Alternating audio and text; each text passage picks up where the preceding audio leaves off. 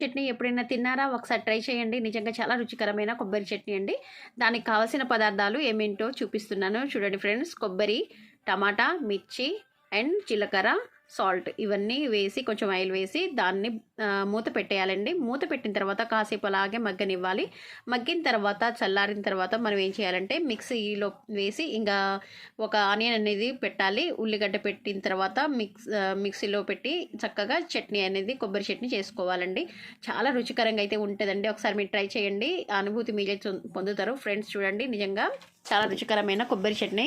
దీని తర్వాత నేను బెండకాయ కర్రీ చేసినాను. ఇంకా పిల్లలకి స్కూల్ టైం అవుతూ ఉంటుంది కదా, ఏదో ఒక 2 కూరలైనా ఉండాలి పిల్లలకి. ఇంకా బెండకాయ కర్రీ అయితే ఫ్రై లాగా చేసేసిన ఇంకా మా పిల్లల కోసం. చూడండి ఫ్రెండ్స్, ఇంకా పిల్లలకి కావాల్సినవి మనం చేసి పెడితేనే వాళ్ళు హ్యాపీగా ఫీల్ అవుతూ ఉంటారు. పులిహోర చేసినాను. పులిహోరలో మళ్ళీ దాంట్లో బెండకాయ కర్రీ అయితే మా పాప కావాలని పెట్టుకుంది. ఒకసారి టేస్ట్ అంటే చూడాలంట. చూడండి మా పిల్లల తెలివి ఎట్లా ఉన్నాయో.